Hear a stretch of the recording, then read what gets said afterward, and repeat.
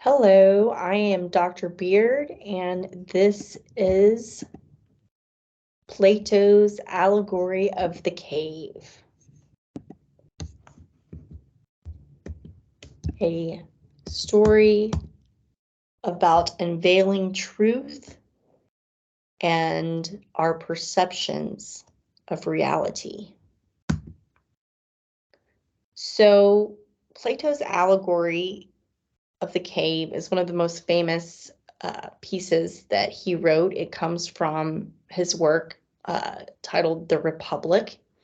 All of Plato's work is in the form of dialogue. So he basically writes about his characters having conversations with the great philosopher teacher Socrates. Socrates was Plato's mentor and teacher. And as I discussed in my Intro to Rhetoric lecture, Socrates was convicted of impiety, of introducing new gods to the students, and of corrupting the youth. And Plato, in the Republic, he defends his teacher. So a little bit of the story has to do with his defense of Socrates. But in Plato's telling of the allegory of the cave, it is basically Socrates having a dialogue, a conversation with a student, and asking his audience to think about this scenario of the cave. It's important to know what an allegory is before we dive into the story itself. So an allegory is a story where the things in the story, the characters, the surroundings, the details of the story all have representation of something else that can be applied outside of the story's context. So we all grew up with stories.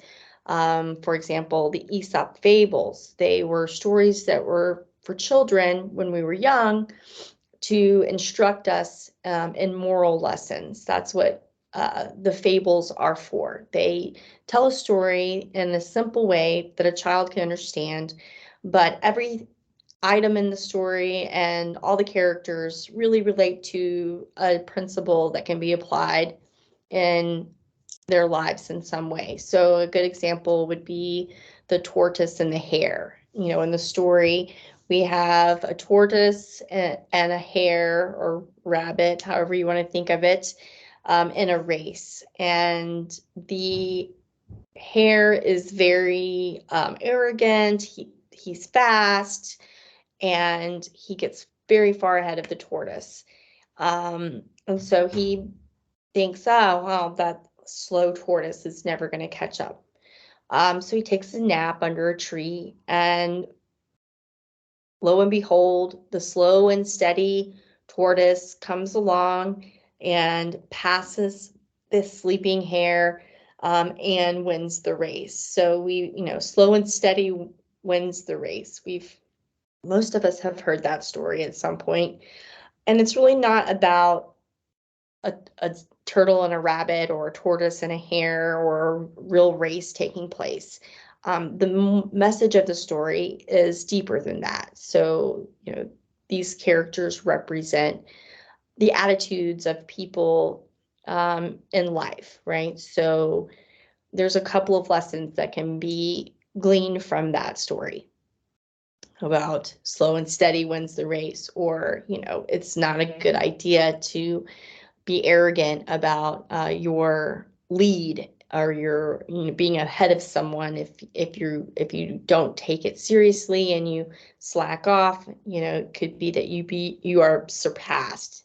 It could be that you get surpassed because of your arrogance. So there's a couple of lessons that can be gleaned from that story, which can be seen as an allegory. It's a fable, but an allegory does the same thing.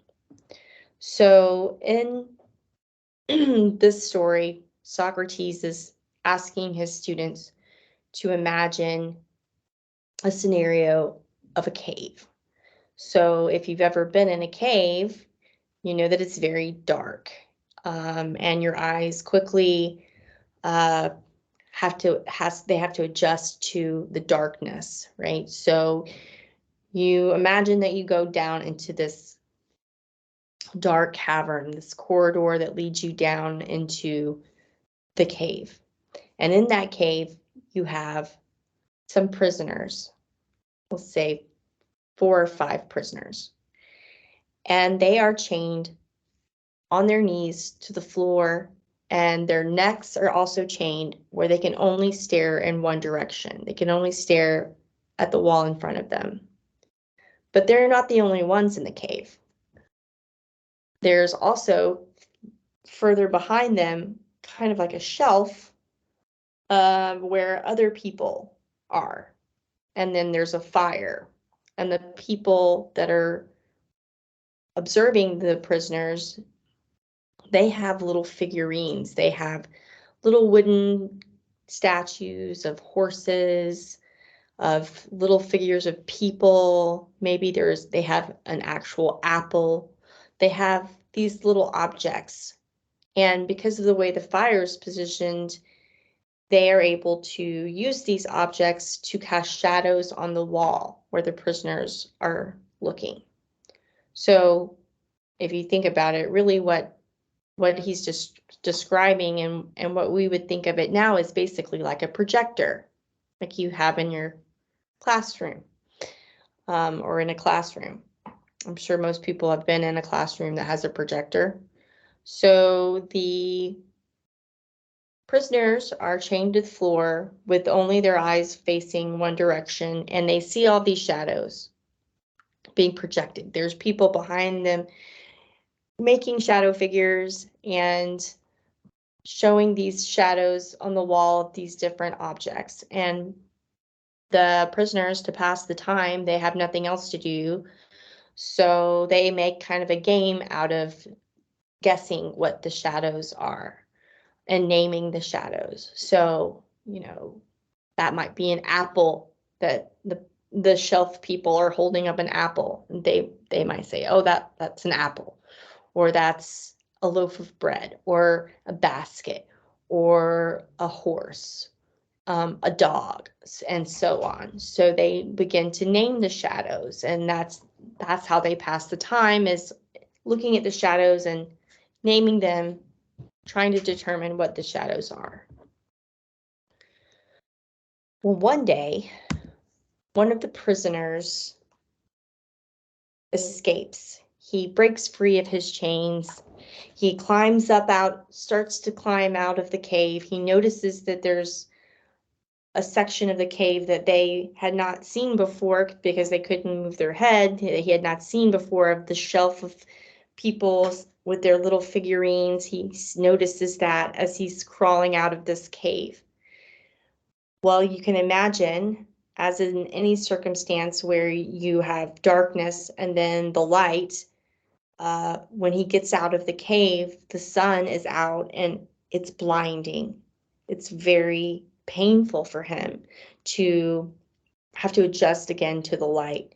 His eyes are hurt by that bright light. And we've all had that experience before, of coming out of a dark room, or maybe having the light turned on while we're sleeping, and it takes a while to become reoriented with the light. So the prisoner, at first, he feels pain and it's very disorienting. So he's looking down and he sees a puddle. And in the puddle, there are also reflections, but these reflections aren't like the shadows. They actually have some color, some more detail to them. So he, for example, sees a reflection of an apple tree in the puddle, and he sees that the tree has leaves and limbs, and the leaves have color, and he sees the apples on the tree, and the apples have color. They're red apples. But that's still not actually the apple. He's just seeing a reflection. So once his eyes get adjusted, he looks up and he actually sees the apple tree with the red apples, the reality of what an apple really is. He looks around, now his eyes are adjusted, and he sees uh, a real dog for the first time. He sees a person carrying a basket with a loaf of bread, and he recognizes all of these objects from the shadows, but they're the real objects, and he's astounded to notice that reality that he had thought was reality, the shadows, was completely false. Um, and now he's out in the world in the light of day, and he sees everything for what it really is. He can see what the shadows really are, that he was completely wrong about all of the things he thought.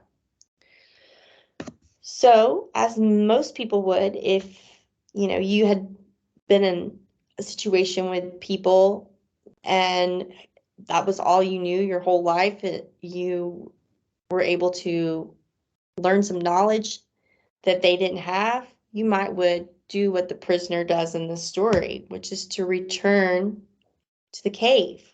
He thinks, wow, you know, I now know what all of the shadows on the wall really are. I've seen for myself. I've been in the light of day. I'm going to go tell my friends in the cave what's really going on, because they're completely wrong about what they're seeing on the wall, that the shadows are not really the things that they think.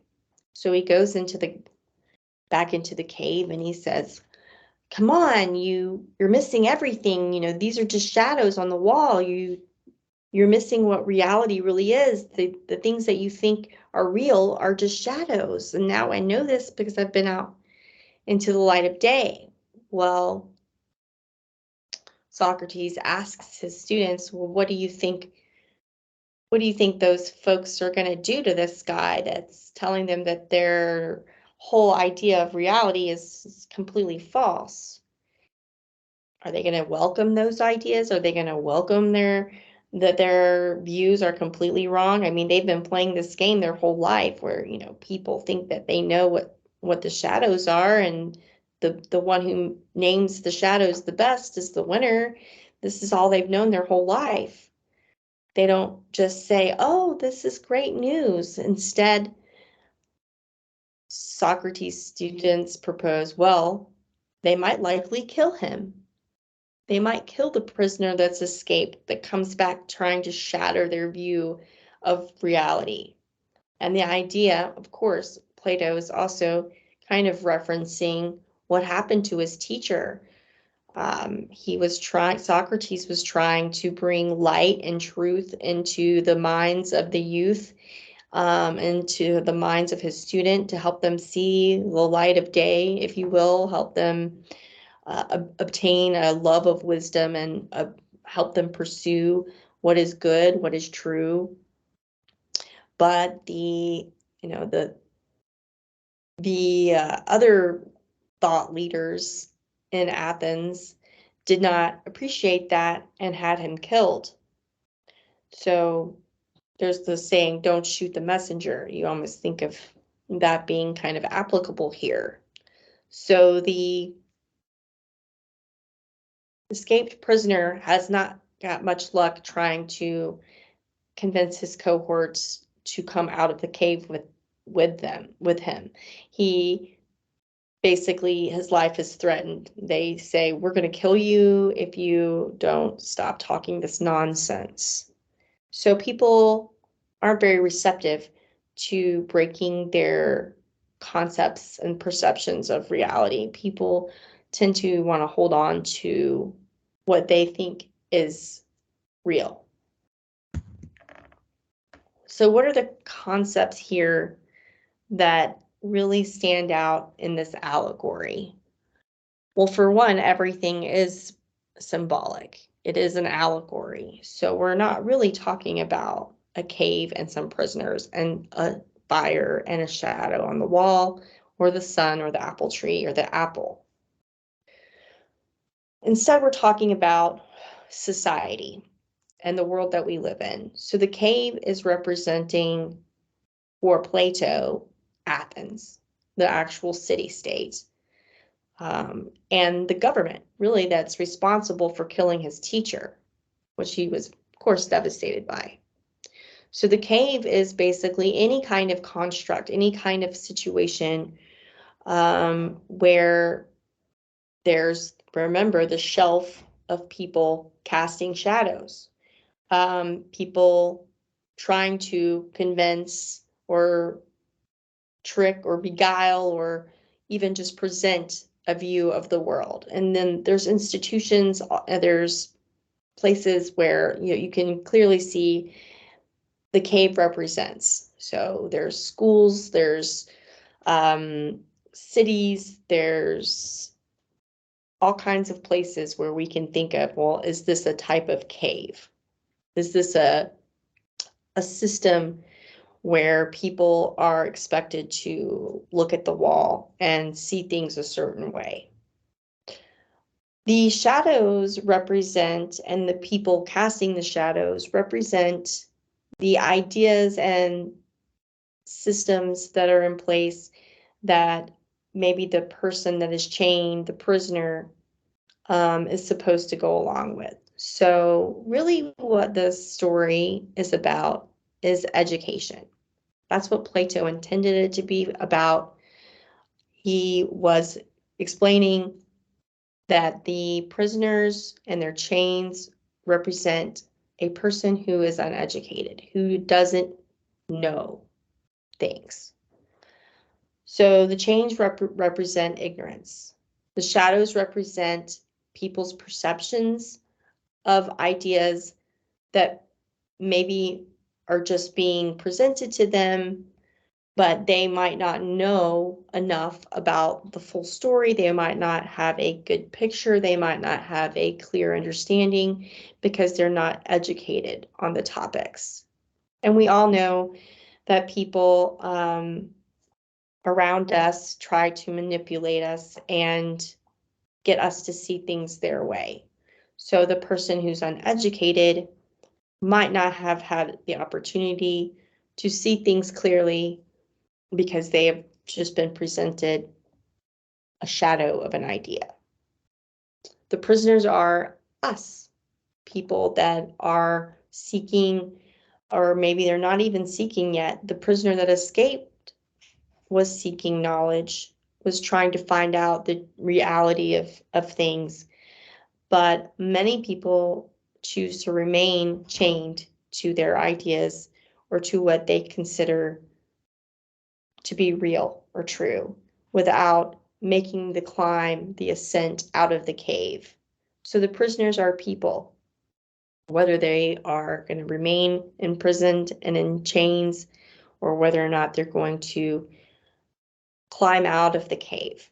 But we have to remember that the cave is protecting them from sunlight, which sunlight can be both positive and negative. Sunlight is what gives all of us the life that we have. We would not have life on Earth without sunlight. So we need the sunlight for, plants to grow. We need the sunlight for life to exist. But you can't just stare right at the sun, right? It's blinding. The sun can burn you as well. So there is this idea of, the difficulty of adjusting your eyes, of seeing things differently, of really making the climb out of the cave and really making the effort to become educated on a subject sometimes can be painful. It can be something that we have difficulty with. It might be something we have to adjust to. We can think of this just taking a difficult course, a college course, maybe even a writing course. It's not always easy to write. In fact, it's most of the time hard, and it's more commonly not easy. It's actually hard for even folks that are good at it. I consider myself a pretty good writer, and I can sit at the computer and I can have writer's block and find it very difficult. Sometimes the learning process is challenging. Sometimes challenging our own ideas about things can be painful, can be upsetting. Maybe we believe something our whole life is a certain way, and then we learn, there's a different reality. There's something we didn't know, a piece of the puzzle that had not been put in place, and it can completely change our perceptions. So that's another key point of the story is, our perceptions versus reality.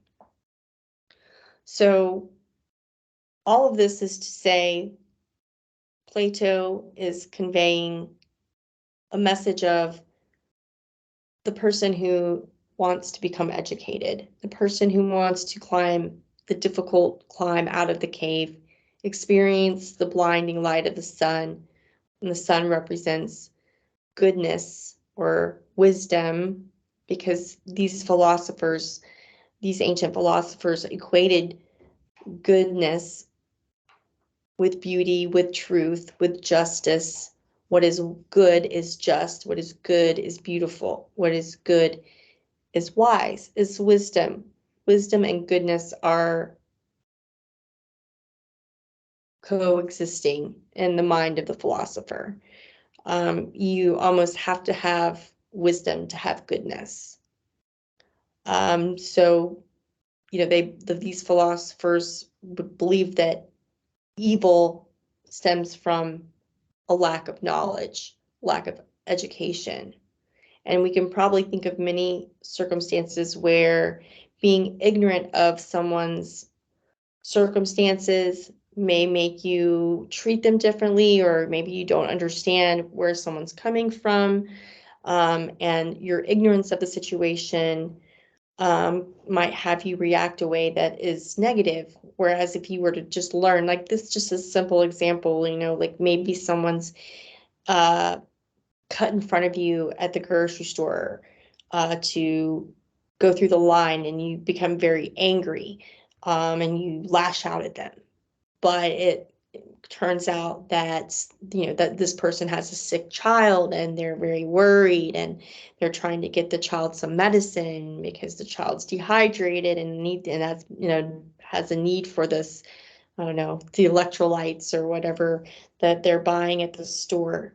So your knowledge, your understanding of this person's predicament would perhaps change your reaction. Your perception would change based on your education of your knowledge of what's really happening in the situation. So for the philosophers, coming out of the cave is a attempt to find wisdom, and wisdom equals goodness, equals a discovery of something that is good, of what beauty and truth represent, justice represent. These are all things that come from seeking wisdom from the philosopher's standpoint. So how do we relate the cave to our modern life? Why are we still talking about Plato's allegory of the cave so many years later, literally thousands of years later? Because we can all think of a time when we were in chains, when we were in mental chains. Maybe we were not getting the full picture. And here are just a few examples. So we now all have our Black Mirror, which is the smartphone. In case you didn't know, that was what the series was named for. Black Mirror has to do with, if you look at your phone, I don't have mine with me at the moment, but if you look at your phone, when nothing's going on, it looks like a black mirror.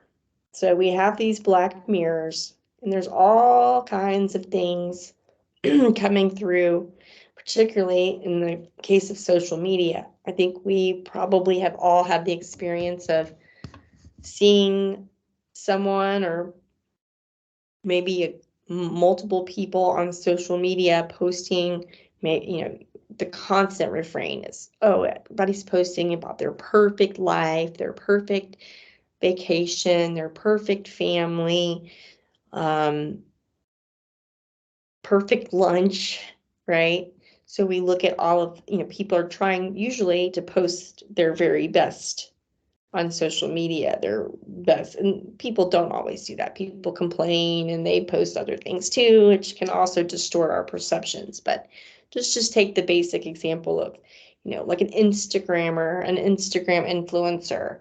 They're posting their best hair shot, their best outfit shot. They're posting their, fancy dinner that they're having, or whatever thing they can think of that's going to get them the attention and the likes and the views, which generates revenue, right? It's money making. But it has been shown, and it is true, particularly for young women, that social media actually causes depression, because young girls see a lifestyle, and a reflection of a shadow of a reality that doesn't really exist. So I know in my own example of, seeing people, I personally don't use social media anymore, but I have used it, and I've seen, a post, different posts from a particular person about, their wonderful wife and their wonderful marriage, and then only to find out, the next time I run into this person, that the wife has left him and he's, divorced.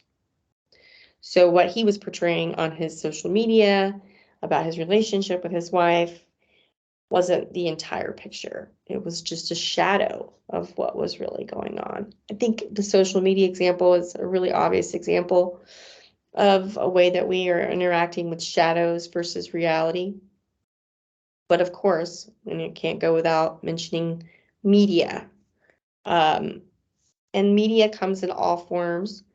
So of course we have like the divide between left versus right, red versus blue, which is, in my opinion, just kind of two wings of the same bird, two sides of the same coin. Often these two sides are presented as being in opposition, but they, politicians often work together, even across the aisles, to, manipulate the public. That's pretty much what they do on both sides. And it's a false dichotomy to have two sides of, really there's multiple sides, but of any kind of situation. Usually that's more complicated than things being black and white. When it comes to like social issues, political issues. But the media also, again, wants to generate ad revenue. So they're going to tell you the most sensational headline. If it bleeds, it leads. They're going to tell you something that gets you fired up, something that makes you want to click the link. The more clicks they get, the more ad revenue. So, the media can definitely sensationalize any kind of story, especially if it's getting attention, and the public's focused on it. They will continue to pitch a story. I think of recently, there was the incident of the 5 billionaires who went down in a submarine to see the Titanic, and it dominated and it imploded. They were using, you hear the story that they were using a PlayStation remote control to navigate the submarine, which seems preposterous. But I mean, all of this drama was coming out for days and days about this submarine being lost at sea, or, imploding. And you keep hearing more and more details about it dripping out. And then the story was over, and the media went on to be, fixated on something else that we could all be distracted by, and that we could all, click on and get more views, and so on and so forth. This is how the media operate. And they also create narratives. They create a way of viewing things that is not necessarily reality. You can hear on the media something that's going on, and then you can go in person and actually physically be there and have a completely different experience. But again, I do think a lot of it has to do with ads and revenue and people watching. You don't want to see things that aren't dramatic because that won't keep people's attention. So the media, even if it's just it's not even a malevolent intent, maybe it's just to generate more attention and get more revenue from advertisers, but they are going to sensationalize. They're going to give you shadows that catch your eye and your attention. That's just the very nature of mass media. So I have an example I like to show in my class of a weatherman on the Weather Channel, and he's wearing his parka hoodie, or his jacket, and he's reporting on a hurricane. This was several years ago. It did get some press because it was kind of funny and he got called out on it, but he's reporting live from the site of the hurricane, and he's in a parking lot, and he's really, he's acting like the wind is just about to knock him over. You think that he's talking into the microphone and he's having this big reaction, right? And you're thinking, oh my goodness, that winds must be terrible. And then maybe the cameraman did it on purpose, or the camera person did this on purpose, but the camera pans out and you see behind the weather announcer, you see just two guys walking normally. Their clothes aren't even blowing in the wind. They're just walking like everything's normal. So when you see the contrast between the weatherman, being all dramatic, and the two guys walking like it's just a walk in the park, you can see immediately that someone's casting shadows, right? The weather guy is just trying to make a story more interesting and hype things up, but he's supposed to be reporting the weather. He's not supposed to be acting silly. I mean, it looked like if you had just only seen him, you would have thought, oh, everybody's house is about to blow over. But the reality was not that. He was really just creating drama. People do that. They create drama. There's also the issue of filter bubbles.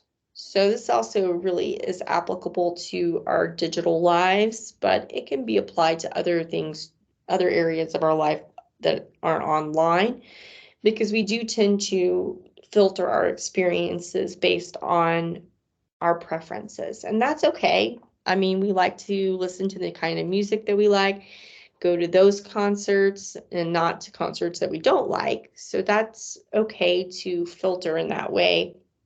The media that we watch, the shows that we watch, the people that we hang around, we kind of filter out based on what we like and what we have in common.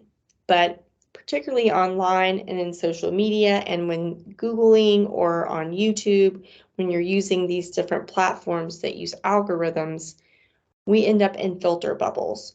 So on social media, you may only see what topics you agree with or that you're interested in. You only get that narrative fed to you. The algorithms recognize what you like, what you click on. There have even been experiments. Facebook has admitted that they did experiments early on when they first came out, that, how would people react to negative press? How would they react to negative things? They actually were trying to get people to feel negative, okay? Because there's this concept that there's more engagement with negative feelings. If people are angry, they even stay on there longer looking. There's a great movie about this documentary. The name of it escapes me right now, but it came out a few years ago. And it's like social media was a big experiment for these tech companies who were looking to see what people would click on and what they would engage with. And a lot of times they found that people that were angry or that were upset by something, that they would look longer, they would stay more engaged by having the response of anger. The rhetoric, the emotion, fear, anxiety, anger. That emotion is a powerful attention grabber. So you're, like the news almost is never positive. Why is that? But we tend to be in our own filter bubbles. People tend to pay more attention to negative stuff for some reason. It's just human nature, I guess. So filter bubbles, though, are the little bubbles that we find ourselves in where we only hear what we want to hear, or we are only being fed the information that we're interested in. We're just kind of in our own little bubble. And you'll notice that there are times when people have completely different views of what's going on in the world. People have completely different ideas. It's because they're in totally two different realities. They understand things completely different based on their filter bubble of what they think is going on. And I used the example of a car accident in my intro to rhetoric lecture, where you have 5 people involved in a car accident, a pedestrian that was a witness in another car, the people that were in the cars that collided. You might get a different story from each person. So our perceptions can be completely different based on our point of view or our filter bubble of how and where we get our information, the people we surround ourselves with, our worldview, our predetermined or already, established sense of how things are or how they should be. These are our filter bubbles. And then we also have a good example, and I think most people can relate to this and have had this experience where you meet someone and you have an impression. That's why they say first impressions are so important. You meet someone, you have a first impression of that person. Maybe you immediately hit it off with them. And as you become friends and, things continue on where you spend more time with this person or you get to know them better, they start to let their guard down a little bit. And everyone does this to some degree. You can present yourself as one way in a casual meeting with someone, and maybe in a professional situation, you would behave a certain way. But then, when you're at home and you kick your shoes off and maybe you've had a rough day, your partner, your spouse, or significant other, your children, your brother or sister, whoever you live with, typically sees a version of you that you would not show to the rest of the world. Because you're comfortable with them, you've let your mask down, right? So you've removed the shadow. That's not to say that it's a negative thing to present yourself a certain way in certain company. I mean, we all shift between contexts of how we behave and how we talk and how we dress. I mean, you change the way you dress based on where you're going. I mean, this is not like you're deceiving on purpose, but there are cases where, a person might show you one side of themselves that they wouldn't show you if they didn't know you very well. So it's removing the shadow, you're becoming educated, right? And then if we go down the list on every bullet point here, once you become educated on the topic, on the subject, once you become educated about the person's real life, not the social media presentation, then the weatherman, what he was really doing, you become educated that he was being dramatic, that wasn't really the case, that he was being blown over by gale force winds. People were walking around him normally. There was nothing happening that would warrant that kind of response. You become educated, you see things differently, you come out of the shadows into the light, and so on. With a person shows their true nature, it also can be applicable to like literal filters. Now we have filters now where people can post a picture of themselves and it looks completely like a different person. And I mean, I have friends of mine who've, met people they connect online, they meet in person, They can feel completely betrayed because, the person that they are meeting had put on a filter and, they were portraying themselves in a way that was not reality. They were presenting a shadow of themselves, if you will. So we go on into like thinking of technology, people do have lives online. People play video games, that's fine. I think there's value in video games because they're very complex. They present challenges. They let people, solve problems and work together even. There's communities built around video games and they can be wonderful. But then there are people that don't they don't make a disconnect between their real lives and their virtual world lives. And that, take it or leave it. It's up to you whether or not you think it's positive or negative, but it is an example of a shadow versus reality of, three-dimensional living out in the world reality. And more and more people do have, are conducting their lives online more and more. There's online learning, right? Online classes, online relationships are formed all the time. I know many people that have gotten married and they met online. So, but there is something to think about, when you create a world in a virtual world reality, you know, are you is that the real reality of things? You probably don't make your virtual room online or in a video game exactly like you might do things that are similar, but you're going to add things that aren't maybe that you would want that you don't have. I know that's what my son does when he creates his little virtual world. Everyone looks the way he wants them to look, and the decorations are the way he wants them to be. It doesn't look like his actual living room or his actual house. He creates his own thing that he wants to. So, perception versus reality, the way we present things versus the way they really are. This is a philosopher's pursuit. Trying to climb up out of the cave, trying to be educated enough to see things in a different light, if you will.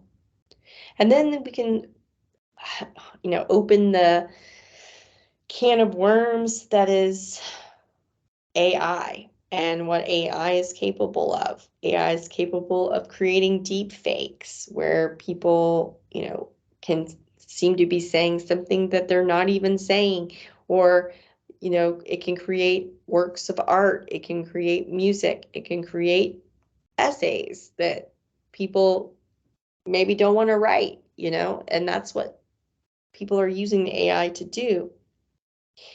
And there is the question of, is this real? Is this essay that you present as your essay that you had the AI generate, are those your ideas? Are those your thoughts? And is this artwork you created using the AI, is this something that is going to be comparable to someone creating artwork with their own skills and tools? I think you could probably create wonderful art with AI. I think you still have to be creative to come up with ideas. I'm not discounting AI as something that's very valuable. In fact, I mean, everyone's using it. Not everyone, if you haven't used it. I mean, I did not have any idea about the capabilities of it until recently, and then I tried it out, but I know how to write an essay. I know how to do a PowerPoint. I know how to create these things. Now, I couldn't necessarily create, um, a photograph or a picture, or I'm not an artist, a digital artist especially. So I think it's interesting that I can use an AI creator to come up with a picture that I have in my mind, like put a lion with a sheep and, a robot, or, because there is this, we can just juxtapose these images and AI can put that out there. But there is going to be this ongoing conversation about whether or not if you're having AI produce something, are you missing a human element to it? And this is going to be especially important in writing and in a writing course, because when I went through my college experience, I wanted to learn. I wanted to crawl out of the cave. I wanted to get to the light. I wanted to pursue what makes something beautiful, what makes something true, what makes something just. These are the ideas of the philosopher. I wanted that knowledge and skill.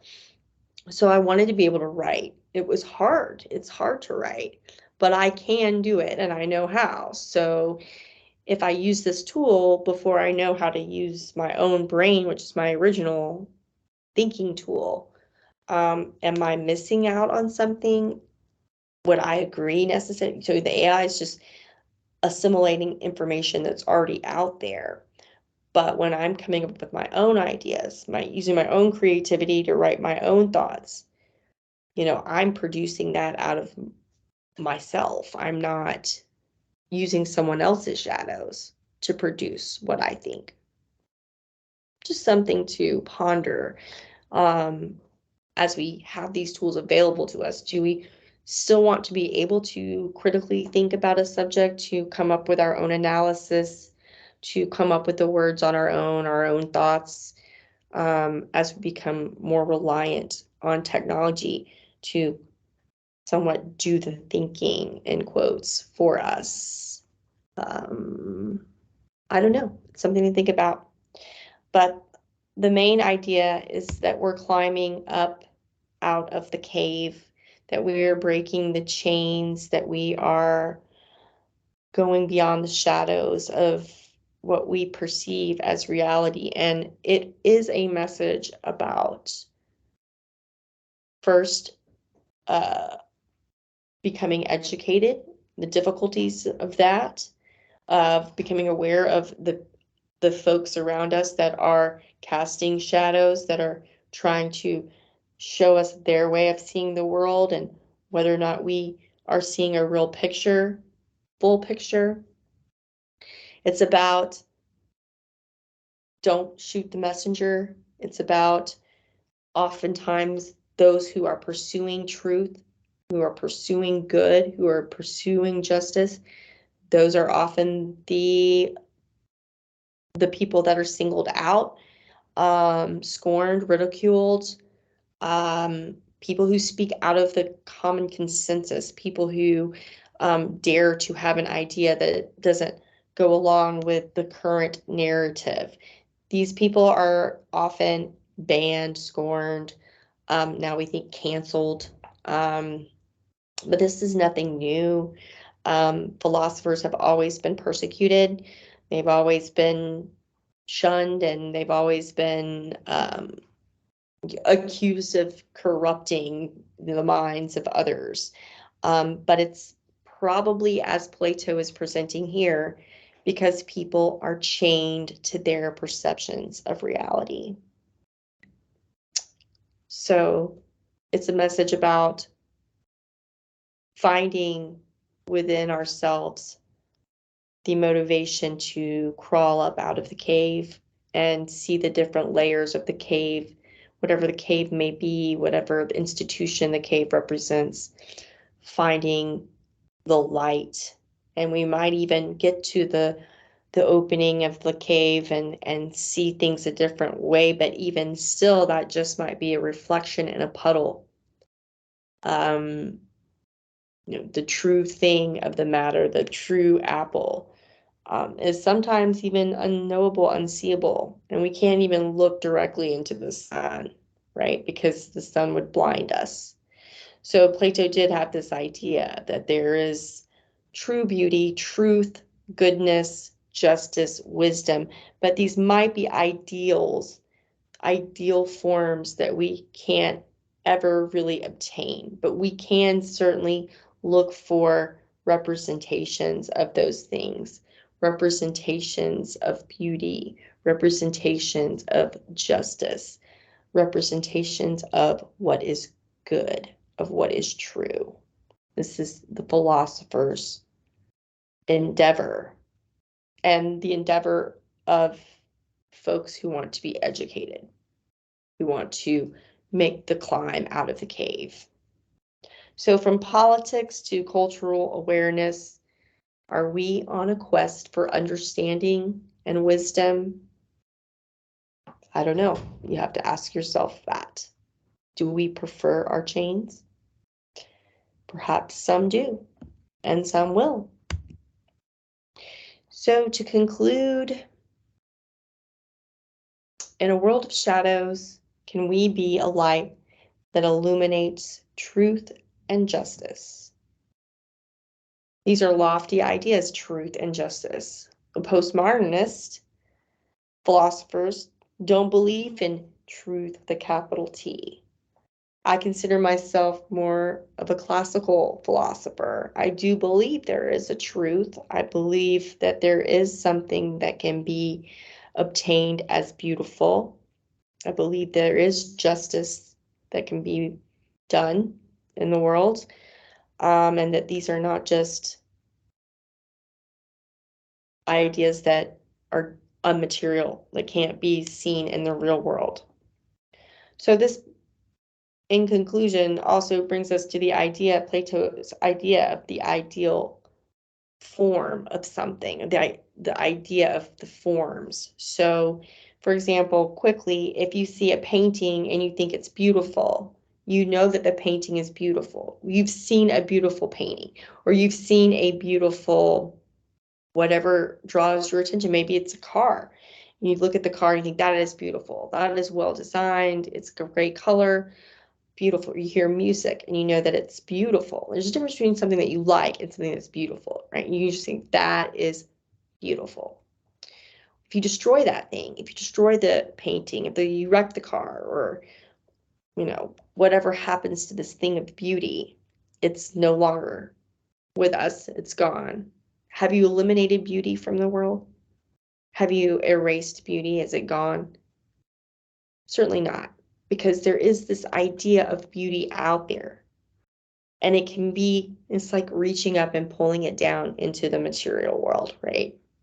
So the form is the thing of perfection. We can't get there because it's perfection, but we can create these things that try, right? We have an idea of something being beautiful, so we can create something beautiful based on that idea. So are we on a mission to find what is good, what is just, what is true, what is beautiful? This is philosopher's quest. So I will leave you with a quote from Plato. We can easily forgive a child who's afraid of the dark. The real tragedy of life is when men are afraid of light. So I hope that you will make the journey out of the cave, even though it can be blinding and it can be sometimes painful and difficult. It is up to you whether or not you want to pursue the light outside of the shadows of the cave.